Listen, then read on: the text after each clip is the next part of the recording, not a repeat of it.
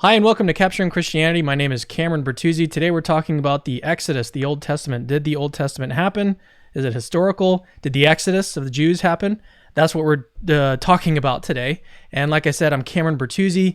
I'm exposing you to the intellectual side of Christian belief. That's what I do on my channel, Capturing Christianity. So today I've invited Dr. Tyron Goldschmidt. I hope I'm pronouncing that correctly. Is that the correct way to pronounce your name? That's correct. Okay, Goldschmidt. There you go. So, I'm sorry you've written it's a so paper. long. Oh, no, no worries. I mean, I've got a last name. My last name is Bertuzzi, so I can't complain too much.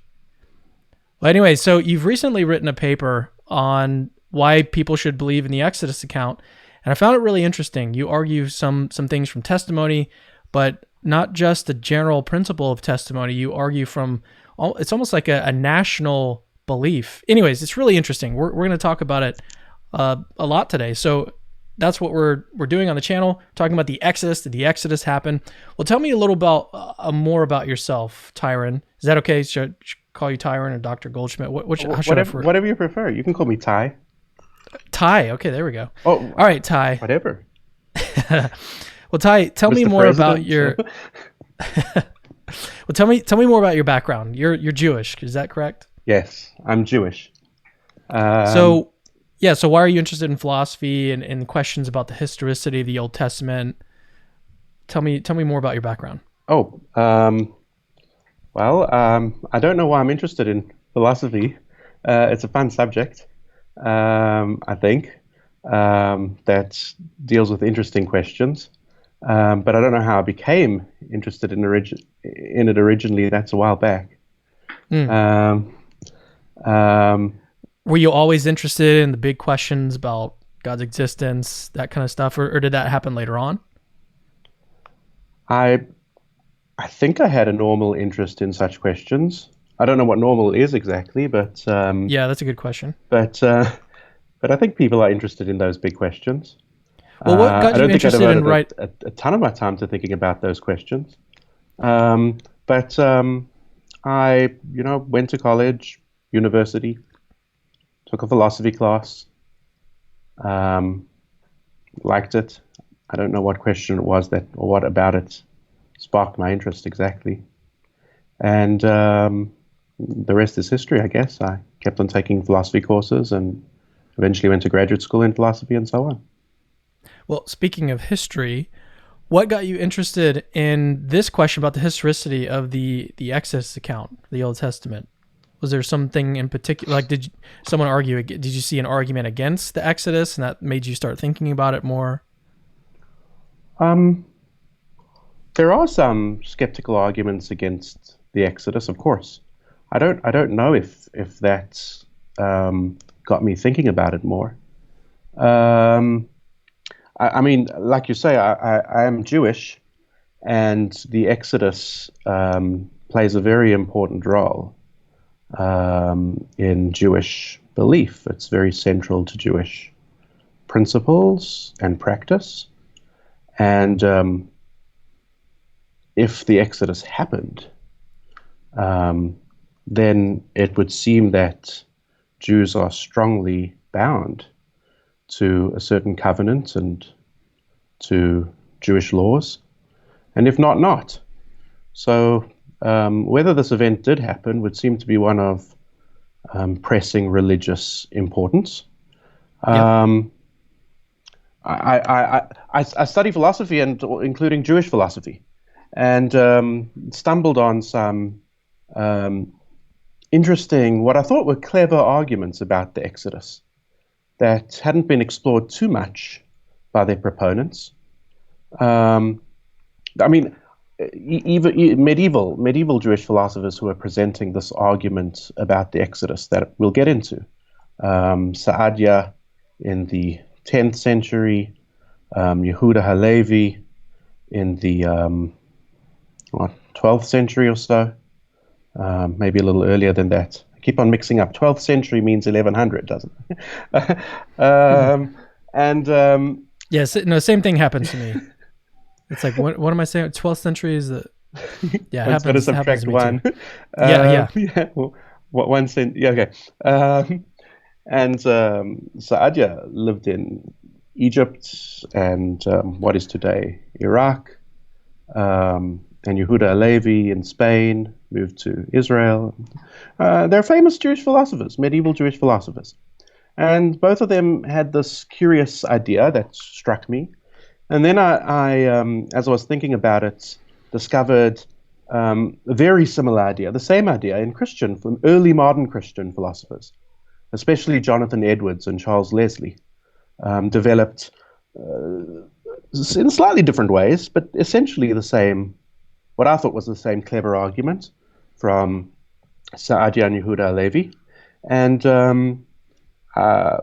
I take it that the Exodus is an important narrative for Christians too. It's a part of the Christian Bible, just as it is a part of the Jewish Bible. And it was interesting, curious to discover that Jewish thinkers and Christian thinkers had stumbled, I assume, quite independently on the same idea. And this turned into an essay. I don't know much about the historical influences on Jonathan Edwards and Charles Leslie, but I'd be astonished if they had access to or had read Yehuda Halevi or Saadia.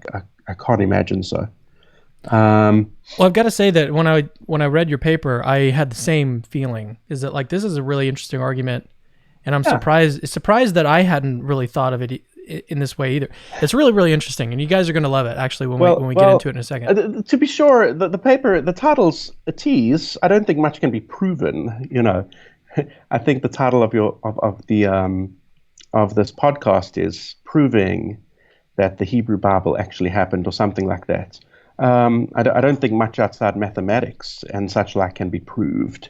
But it's what struck me as a clever idea, a clever argument. Maybe it's a little evidence that the Exodus narrative is true, that the event did happen.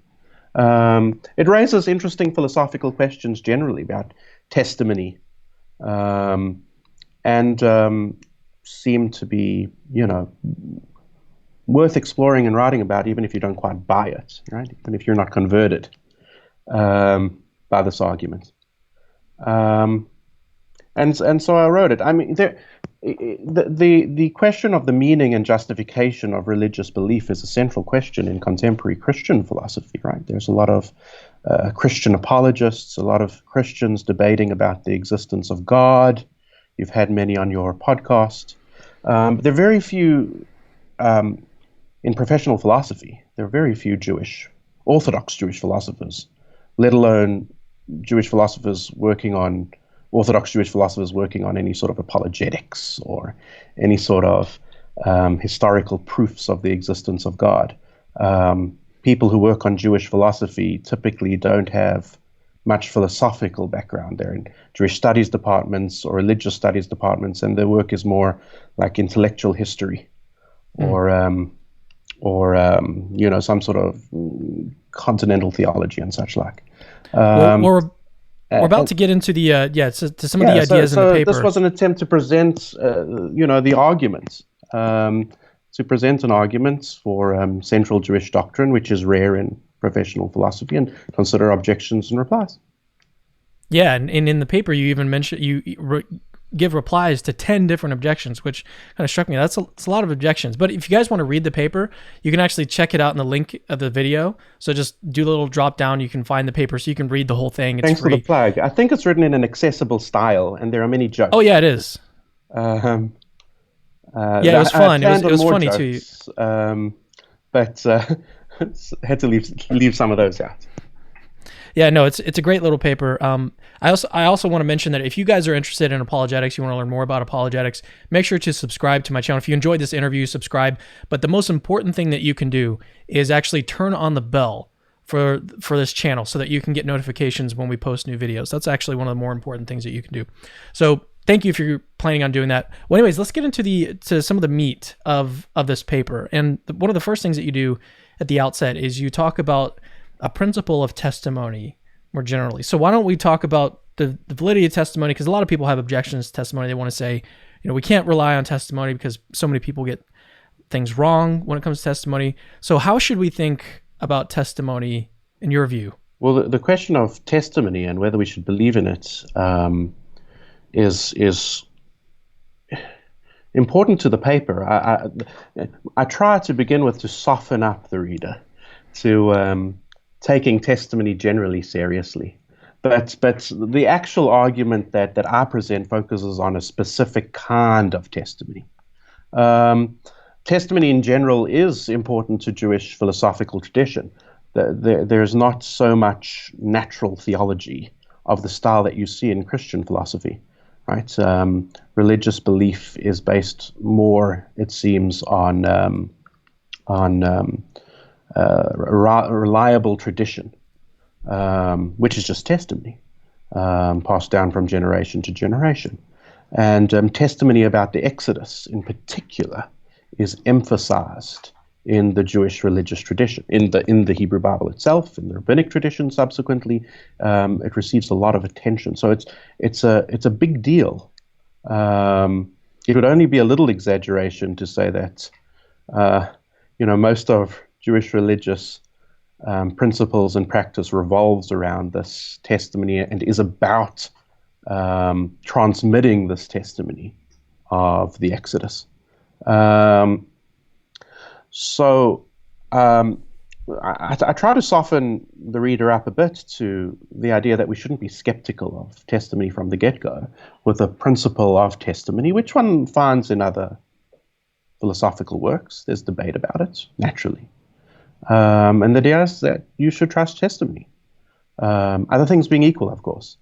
If the person who's testifying has very shifty eyes or smells strange, maybe you shouldn't believe it.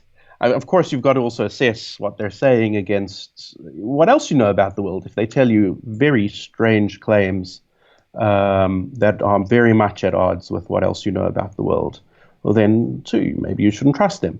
But for the most part, we do rely on testimony.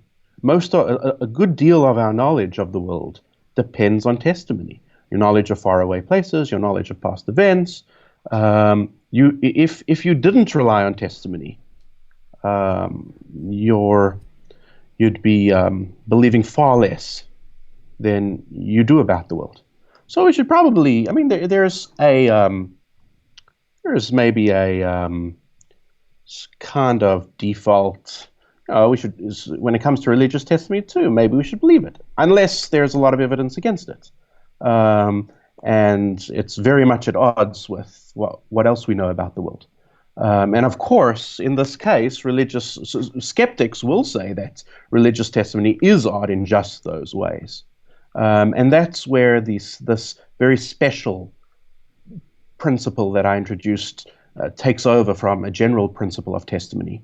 And what's the name of it?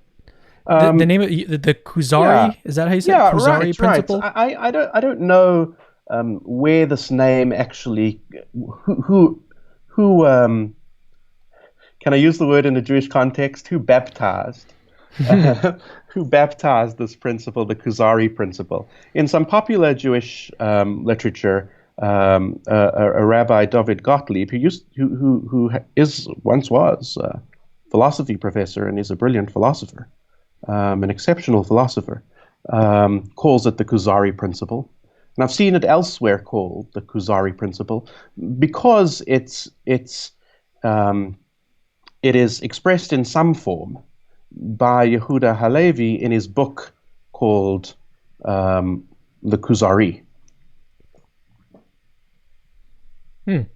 Well, tell me about the principle, because you're going from this more general principle of testimony, and you're saying, well, yeah, in some cases, if we have sort of counter evidence to that, then we can't go all the way with a general principle of testimony. But maybe with this more specific kind of testimony, when we're talking about a nation's beliefs and the fact special that they believe kinds of national belief because you have a few different criteria that you lay out for this principle. Yeah. So do you think that we should go through these different?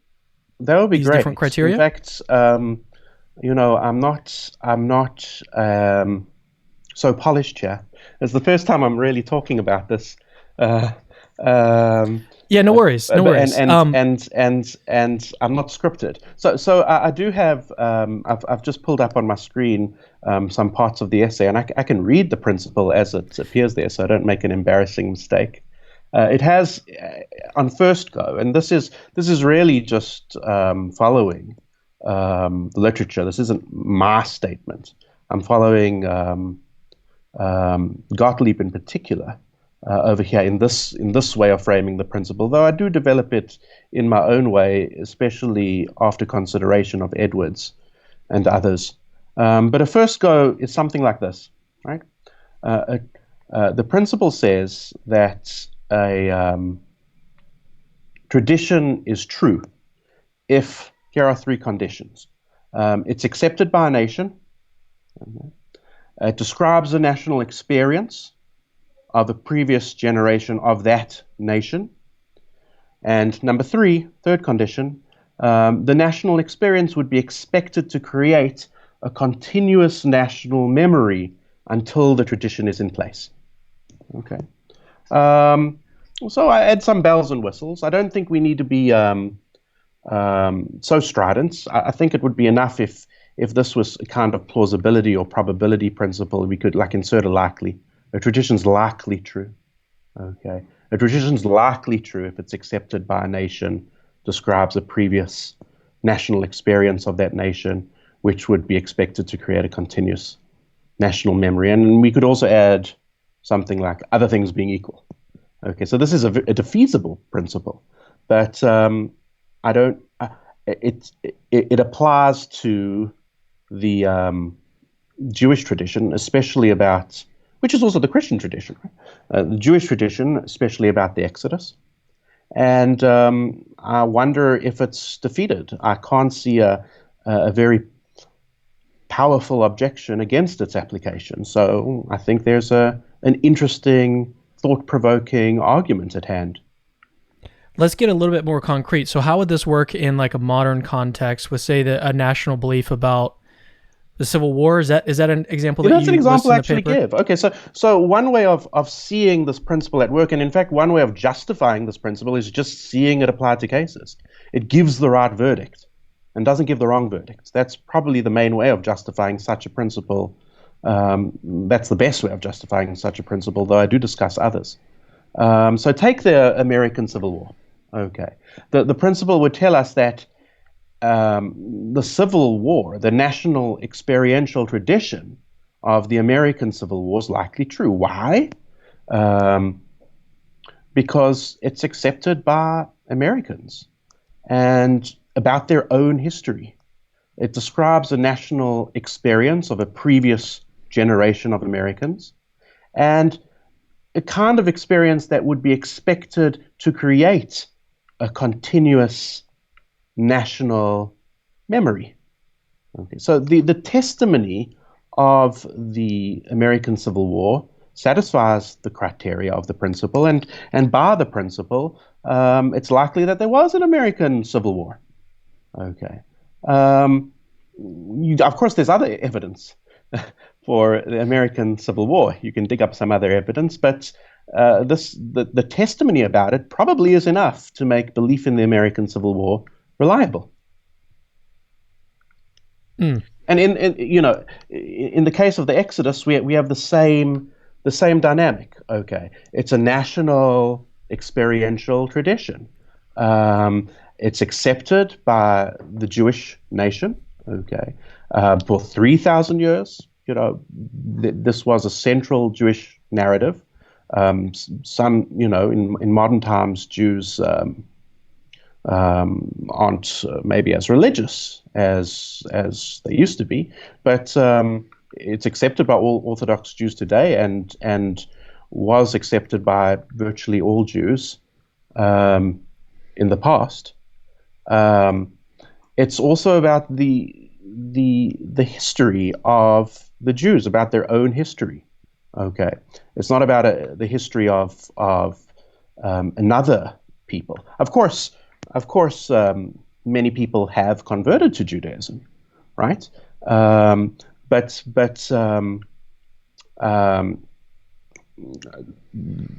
even so, this Jewish nation is continuous with the people who supposedly if the argument works, right, experienced these miracles. And, and finally, what was the third condition? The third condition, the experiences of the Exodus are, the miracles of the Exodus are the kinds of things that would have created a national memory. Okay, the miracles would have caused a total change in the beliefs and practices of the nation. And the tradition itself says that it must be transmitted and will be transmitted and never has been forgotten. Okay. Such a tradition seems to satisfy all three conditions of this Kuzari principle, and so, by the principle, the tradition is likely true. Absent evidence to the contrary, of course. We always need that sort of proviso. Maybe this was a little quick, and maybe I didn't present this excitedly enough. But does that make sense? I'm just pulling up on my screen now some choice quotes. Maybe some of them are humorous. I think Edwards and Leslie are especially stylish. The Christian contributors are especially stylish writers. And if you'd like, I could read some of the things they say. Yeah, sure. That conveys this idea in a nutshell, right? Well, as you're pulling that up, yeah. I actually want to make mention real quick that as you're thinking about this, as you're thinking about the argument, the principle, the Kuzari principle, it's really important that you think about these three different criteria, and actually you present another principle later on in the paper that adds a few more criteria, which we may not get into in this interview. If you want to read the paper and you want to get all the details, then feel free. Again, it's in the description of the video. But the point that I want to make is that it's important that we think about the three different criteria that you mentioned, and how when people want to object to this, I think that what they're going to do is end up forgetting that these three criteria have to be met in order for the principle to work. That's right. And we'll get into that when we talk about the objections. Right. I think it's really important to keep an eye on these three conditions, because when I discover objections in the literature, some objections are very clever and powerful, but for the most part, the objections lose sight of these three criteria. And when you keep them in mind, the objections just disappear, they dissipate. I'm keen to hear further objections if your listeners have any. But this argument hasn't received much treatment in the philosophical literature, and the objections there are typically lose sight of the three principles at work. Well, here's your opportunity. So if you are watching this and you're thinking, well, I have an objection to this principle, then leave it in the comments.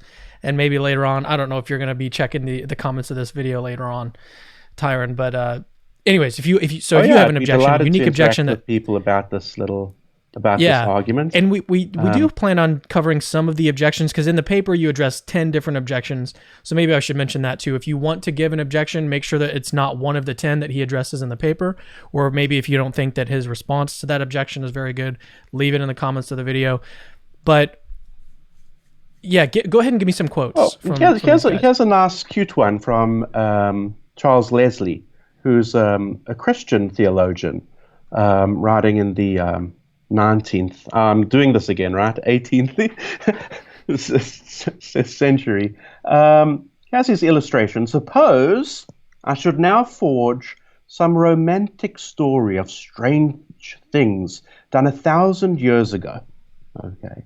And in confirmation of this, should endeavor to persuade the Christian world that they had all along, from that day to this, kept the first day of the week in memory of such a hero, an Apollonius, a Bar Kokhba, or a Muhammad, and had all been baptized in his name and swore by his name, and upon that very book which I had then forged, and which they never saw before, in their public judicatures, that this book was their gospel and law, which they had ever since that time, these 1,000 years past, universally received and owned, and none other. Okay. So the idea is try to forge a story that is a national experiential tradition. Okay. Imagine writing a story about an entire nation that's about their history, about an event that, had it occurred, they would have remembered. Okay. And try to convince people about this. They're not going to be convinced, right? If I write a story, if I should fabricate a story, say 100 years ago there was some virus, much worse than maybe that's actually not a false story. Okay, maybe 100 years ago there was a terrible virus in the U.S. that killed 90% of the population, and the salvation only came when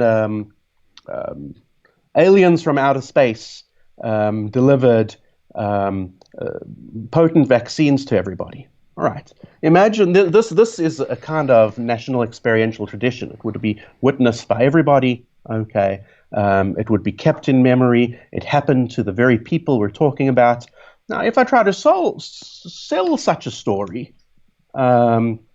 today, such a forgery, such a fabricated story, I'd have a hard time at it. Nobody would believe it. Where we do find national experiential traditions that satisfy the three criteria I mentioned, they are believed. They're true.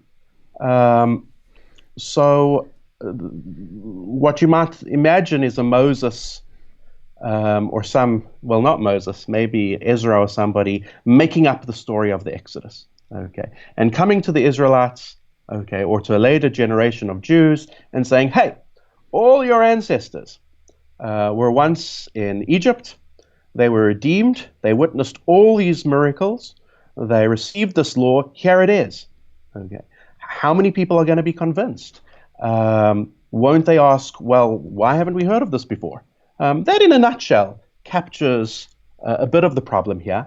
Though I don't want to rely entirely on the psychological speculations. What would people say under these conditions and so on? We might not be experts about,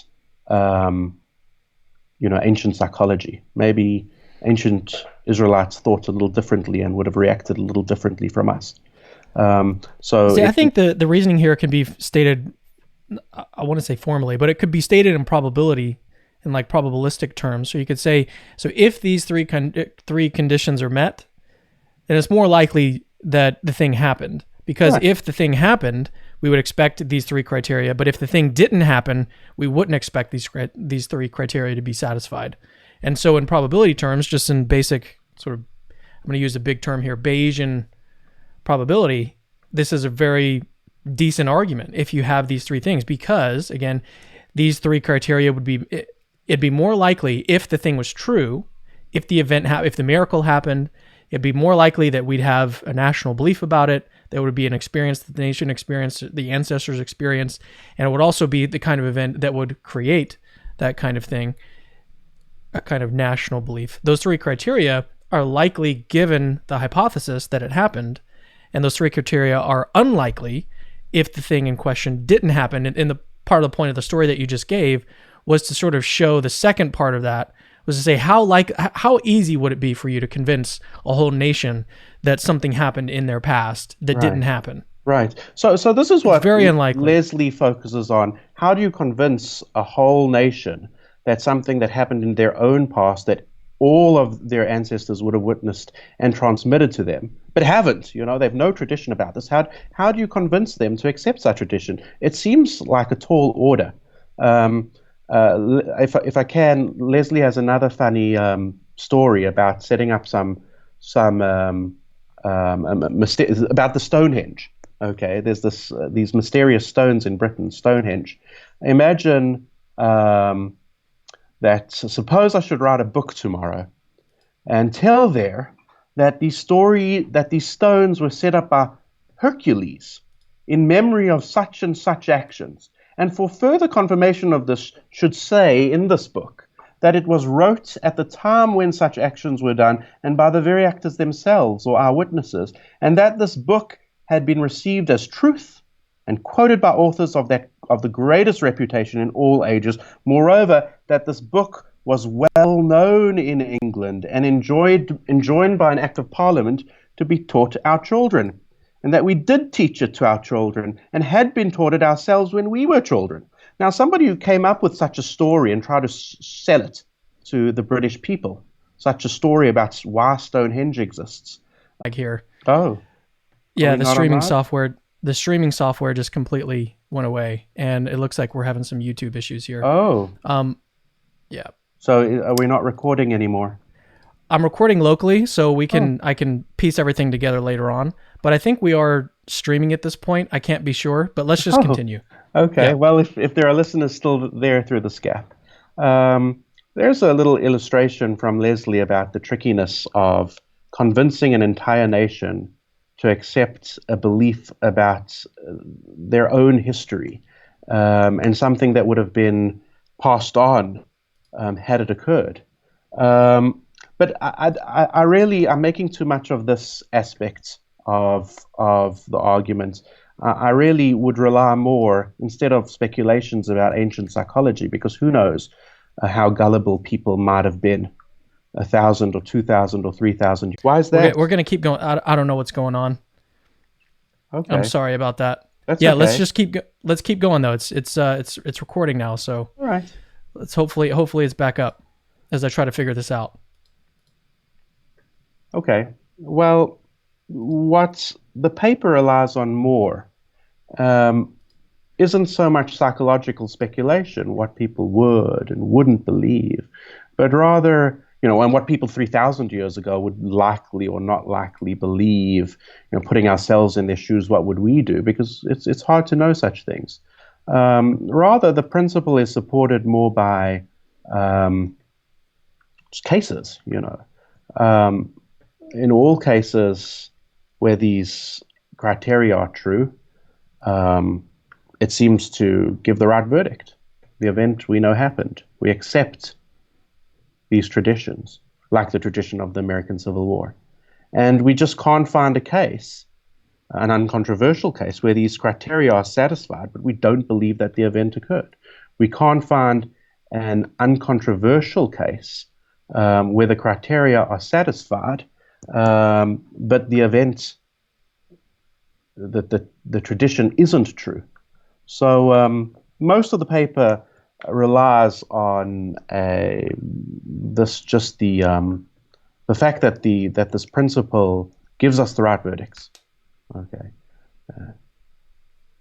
All right. Yeah. So sorry about that. We did have some technical difficulties. It looks like everything is up. I'm looking on the website right now on the YouTube channel. It looks like everyone's saying that it's okay. Hopefully we don't have any weird audio issues. But I don't necessarily make so much sense. So doubtless, so maybe they didn't lose too much. Not at all. No, this is really good.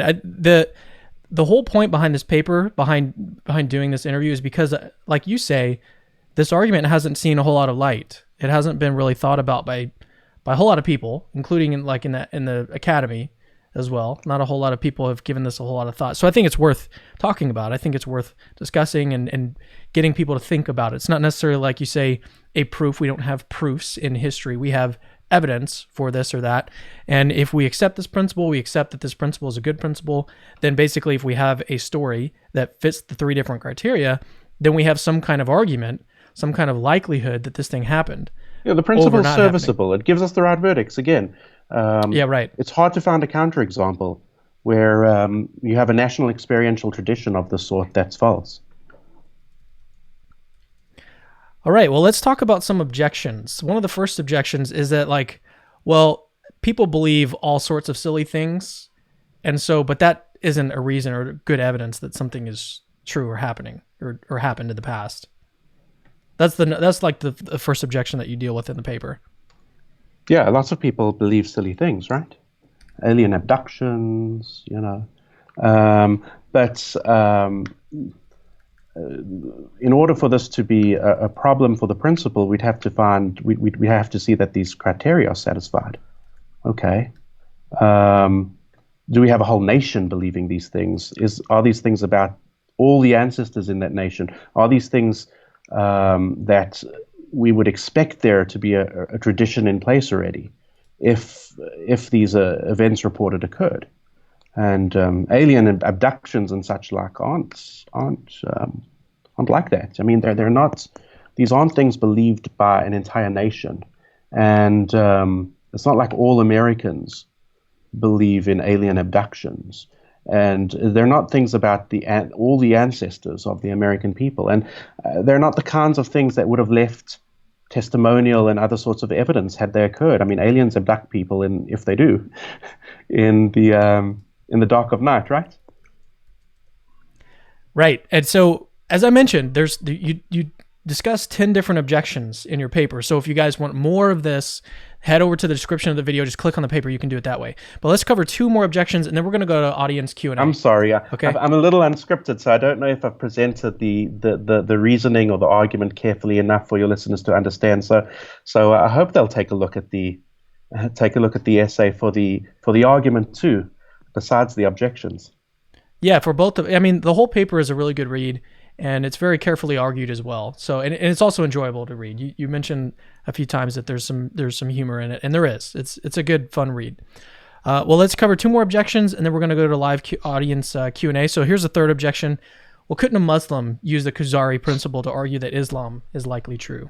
But that seems in conflict with your belief in Judaism, right? That seems those 2 beliefs seem to be in conflict. So how do you respond to that? Well, I don't. Yeah, I'm not a Muslim. Most Orthodox Jews aren't Muslims. I think that Muslims do accept the Exodus tradition. I stand to be corrected, but I think that Islam, in some form or other, believes that the Israelites were redeemed from Egypt. But again, I stand to be corrected. I'm not an expert on Islam, and then that also means that I'm not aware of any tradition in Islam that would satisfy these 3 criteria, and so that the Kuzari principle would say is likely a true tradition, and that conflicts with Jewish tradition. I don't know if Islam recalls or recounts any national experiential tradition, an event of a miraculous nature that occurred to an entire nation, or the ancestors of that very nation, that would have left some sort of traditional testimony or some evidence of its occurring. I don't know. I have heard about the Muslim tradition about the splitting of the moon, right? So supposedly God split the moon for Muhammad, but I don't know if this is a national experiential tradition. I mean, was it the case that an entire nation witnessed the splitting of the moon? Were they taken to have transmitted this testimony to all their descendants? I don't know. Were people looking at the moon at the relevant time? All the people? It's not. I can't see that we have a national experiential tradition in the Muslim religion. In the paper, I discuss a possible national experiential tradition in Buddhism. That might be a more plausible, a more serious problem here. Well, in the paper, you also point out that is not necessarily in conflict with Judaism. Right. I don't know. I don't know. Maybe Buddhist tradition is in conflict with Judaism. I'm not sure why we should reject, or whether we need reject, that the event recounted in the Buddhist tradition occurred. So it's not an obviously false national experiential tradition, but I'm not sure it satisfies those 3 criteria either. It's very unclear. I've spoken to some experts on Buddhist religion, and I'm not an expert myself, and I'm not at all sure that it satisfies the 3 criteria of the Kuzari principle. Yeah, of the principle. So it's not an obvious it's not obviously a counterexample. Even if it is, though, I mean, it's not the end of the world if we find one or two counterexamples, from Islam or from Buddhism. There still could be a presumption of sorts that when you have such a tradition, it's likely true, even if we have a counterexample somewhere. The tradition usually gives the principle usually gives us the right verdict. So probably, in this case, it's true. Though I don't see that there is any counterexample. All right, let's do the last one because I think it's actually going to sort of tie in. It's a nice segue into the last objection, and then we're going to go to audience Q&A. So the last objection is, well, even if we grant that this gives us some evidence for the Exodus or for the Old Testament, I mean, can't we still have a case where that evidence is outweighed by something else? Absolutely, of course. You might think that this little argument works, right? And gives some evidence for the conclusion that this national experiential tradition is true, that the Exodus occurred, but think that there's a lot of evidence in the opposite direction. Okay. So one has to consider one's total evidence. But I'm satisfied enough if I've presented an argument that gives some evidence, if I've distilled from these sources, from these philosophers, some evidence for the Exodus. My ambitions aren't really to prove. As I say, proof is something we can't we seldom get in philosophy. The bar is a lot lower usually. So I'm happy enough if this argument goes so far as to give some evidence for the Jewish tradition, even if you think that evidence is outweighed by evidence in the opposite direction. I should add something that I do in the essay. I spent some time doing in the essay. Besides for presenting this Kuzari principle, setting out the argument from it, connecting it to these Jewish and Christian thinkers, considering the objections and so on, is adding some bells and whistles to the argument to the principle to make it stronger. So it's not just that we have a national experiential tradition in the Jewish religion, but it's a tradition that demands a lot of its adherence. It's hard. There are a lot of laws and rules that govern every aspect of a religious Jew's life. From what one can wear, what one can eat. There are rules about clothing, dietary restrictions that Judaism have, Sabbath rules, rules about sex, rules about festivals, rules that just absorb a religious Jew's entire life. They're hard, and some of the rules are especially hard for an ancient agrarian society. You can't farm for 1 year out of 7, or for 1 day out of it's a really tall order to get people to accept such hard rules, so it seems to me, but not relying on the psychological case. It's hard to find a counterexample where you have a false tradition that at once requires such rules of people, and they accept it. So I add extra, some extra force, some extra bells and whistles to the argument in that way. The tradition isn't always complimentary of the Israelites. It's very harsh of their behavior, and that's also not a way you sell. A fraudster should sell a tradition that they fabricated. One would do better to flatter one's audience. So there are various aspects of the story that would make it a hard sell. Okay, if this tradition wasn't received, if it were fabricated. And it's hard to find counterexamples. It's hard to find any cases where you have such a tradition that is such a hard sell, okay, of something that we know didn't happen, but is received by the relevant nation. All right, yeah, with that, let's go ahead and jump into the live audience Q&A. So let me just give you guys some things to keep in mind as you're formulating your questions or as you're writing them in the live chat. So ask your questions in the live chat, obviously. 1 question per person, so do not submit more than one question, make sure to tag at Capturing Christianity so that I can make sure to see your question.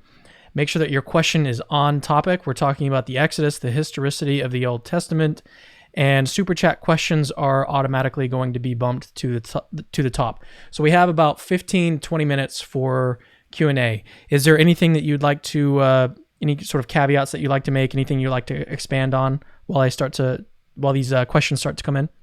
Well, did I say anything properly? Maybe I should expand on and repeat everything. I hope it made Well, why don't you go sense, ahead and though. I would say let's give the criteria one more time. That might help the audience. Sure. And let me read it one more time.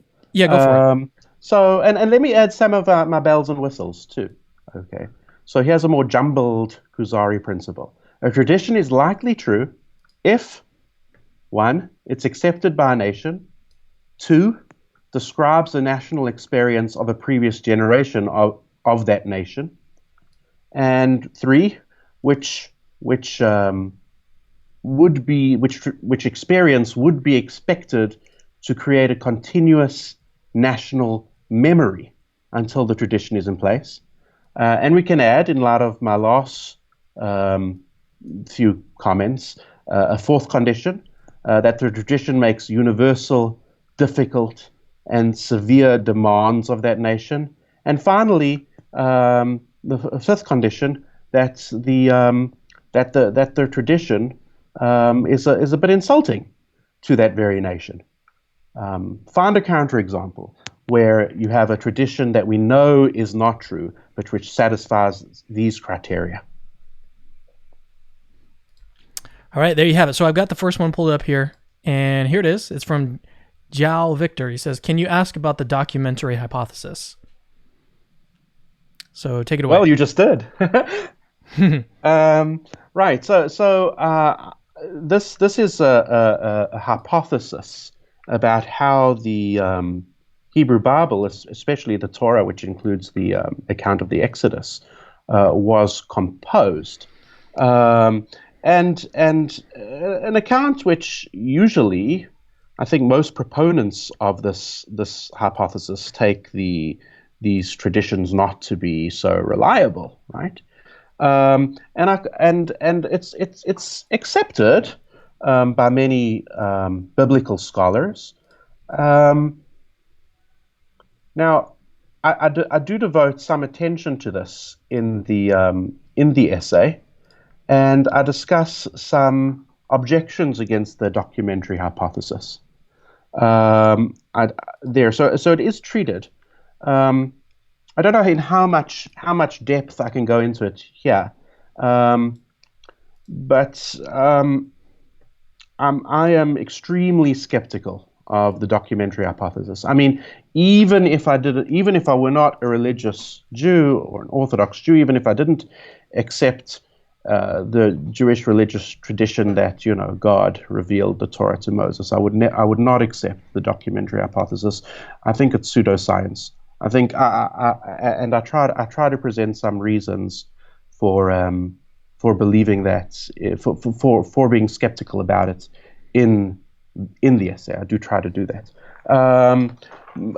Just curiously, I have next to me, somewhat coincidentally, but not entirely coincidentally, a book I just recently received. That's a beautiful book. I think that in some ways, actually, it presents some problems with the arguments that I've worked on here, but in other ways it might support the general conclusion that I'm going towards. I have to think about it a lot more. It's a very thought-provoking book. It's this one. I don't know if your readers can see the title, by a Professor Joshua Berman, and it's about he's a Bible professor in Israel. It's about biblical criticism and the documentary hypotheses and much else besides. That's at least the first half of the book. The second half of the book is about Jewish principles of faith in particular. But I think your Christian readers might be interested in at least the first half of the book, which submits the documentary hypothesis to what I take to be very devastating criticism. It's very insightful about the meaning of the biblical text and much else besides. It's a beautiful book, and I'm very excited to be in the middle of reading it now. Like I say, I think it presents some problems, in fact, with my argument, but I don't think they're unassailable problems, and I have to think about them further. So I just wanted to plug in for this book, which I'm really enjoying reading now. Maybe I should plug in for my own books. I should try to get some royalties for myself. Let's do that at the end. I'm No, kidding, I'm no, kidding. That was a joke. That was a joke. no, but I for sure want to give people the opportunity if they want to learn more about you and your work to go and pick up your stuff. All right, so here's another question from Guarded Acumen. He says, "Hello, Professor. In what way, in your estimation, could we speak of the inerrancy of the scriptures?" And what do you mean by inerrancy there? It's not me asking the question, so right. Maybe that's what you want to say about it. Is that it depends on what you mean. I don't know exactly what the question's asking for. It's a little nebulous. I mean, the Jewish tradition, at least the Orthodox Jewish tradition, takes the Torah, the first 5 books of the Hebrew Bible, especially seriously in terms of its, well, something like inerrancy. I mean, it's supposed to be dictated by God to Moses, or more broadly, revealed to the nation of Israel by God. So I don't know. I don't know if God can fib a little or needs to be perfectly accurate in every respect. But at least I think that Orthodox Jewish tradition would have a pretty, could I say, high view of inerrancy here. Though again, I don't know exactly what the question's getting at, so I'm not sure that I've done a good job at answering that. No worries, and we're gonna have to move on just so we can get to as many questions as possible. So the next one is from Jovan Milik. He says, "I wasn't there during half of the video, but all I want to know is whether Exodus was during Ramses or Akhenaten." Oh, well, maybe you didn't miss too much by not being there in the first half of the video.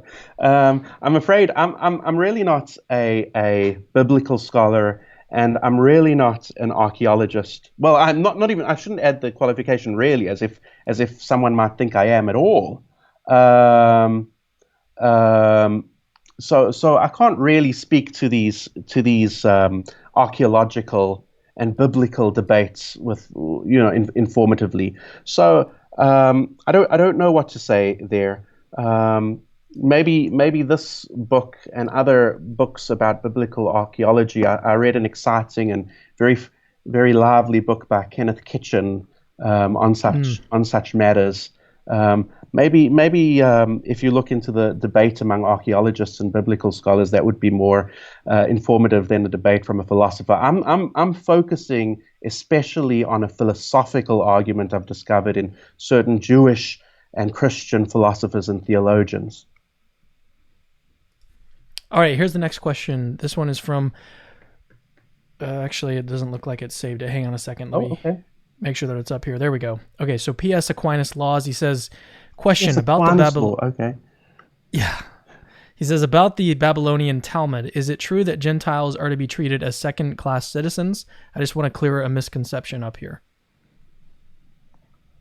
I don't think that Gentiles are to be treated as second-class citizens, and I suspect that's a misconception about the Babylonian Talmud. I've seen some strange. One stumbles upon to some strange ideas when one's researching religion. Sometimes even stranger ideas than one discovers when one's researching philosophy. And I've seen some anti-Semitic websites and such like that make up quotes or quote things out of context and so on from the Talmud, which is a very large and difficult book. But this is not normative Jewish practice to treat Gentiles as second class citizens. That's question is a little creepy, but I hope I've dispelled. I hope I can dispel such an idea. All right, let's move on to the next question. We have time for, I think, two more, with this one being the one of the two. Paul Esmond asks, is it safe to say that the Exodus story is humiliating to the Jewish people and therefore fits into the Kuzari principle? It seems that there are humiliating aspects to the story. This is something Jonathan Edwards emphasizes. It's not entirely humiliating, but you'll know that the Jewish people, the Israelites, maybe I should be careful which terms to describe a people at which historical juncture, aren't very well behaved. They're redeemed, but they're a bit graceless and stiff-necked. They receive a revelation, but they quickly turn to violating it and are punished in the text. So the Torah itself has some harsh words for the Israelites, as we know, and I think that this just increases the plausibility of the principle if we take it into account, as I do in my paper, with the addition of an extra criterion. All right, here's the last question. This one is from Omar El Khoury. He says, as a Jew, what are your stances on creation in Genesis? Do you take it as literal? Well, I'm not, just as I'm not an expert in most things beyond philosophy, I'm not an expert on debates about creation and Genesis in Judaism. I know there are debates in Christianity and debates in Islam about whether we should take the creation account in Genesis as literal or as a metaphor or something like this. I'm not an expert about such debates. The Jewish tradition does take this, at least Orthodox Judaism, if can be more specific, takes the Genesis narrative of creation to have been revealed or dictated by God. Does that mean it's literal? In what respects is it literal? What does it mean to say something is literal? Now this borders on philosophical questions. I'm not an expert. I can't speak to that. I know that sociologically, there are many different sorts of Orthodox Jews. There are what are sometimes called ultra-Orthodox Jews, sometimes modern Orthodox Jews, and my observation is that ultra-Orthodox Jews tend to take the Genesis story as literal and sometimes to reject evolutionary theory and so on that basis, whereas modern Orthodox Jews are more open to accepting evolution, the theory of evolution and so on. I think one finds such dynamics in Christianity and Islam too. All right, here's the last question. I actually lied. I had one more just popped up in the live I'm chat. delighted. I hope I can give more confident answers to some of the questions. I hope I'm not disappointing your listeners too much. No, I don't think you are. Well, here's one that's very, very on topic. He says, it's from Eric H. Hamilton. How detailed of information can we take as probable with the Kuzari principle? All the parts of the memory or just the general story? Oh, that's an excellent question that I have to think about more. It's a question, this paper of mine, this essay of mine appeared in a book on Jewish philosophy. Which I think is the first, edited volume, a wonderful book on analytic Jewish philosophy. And the book received a positive review. And this is indeed the question that the reviewer asked about my essay. What exactly does it show is probable? The entirety of the Torah, just the Exodus narrative? I think something between that. Okay. But this would deserve much more elaboration. I wouldn't rely on this principle to establish the whole Jewish tradition alone. I don't think we could establish much in philosophy, but I think it goes some way to justifying an important component of the Jewish tradition. How big how broadly, what details does it support over others?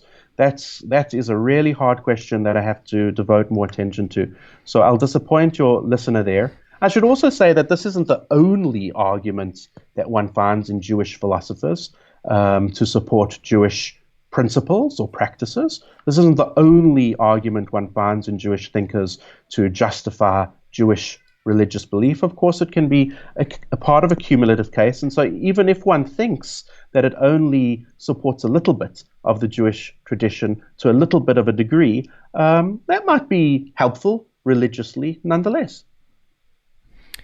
All right, that's going to do it for this interview. So is there anything that you'd like to leave the audience with? You mentioned your books. Why don't we go ahead and talk about those? Oh, no. Before No. I was just kidding, because I was displaying some other books that I was reading and that I think are maybe more influential than more interesting, more relevant to the particular questions that some of your listeners raised than my own essay is, though they might find that their objections are touched on, and worries are touched on by my essay.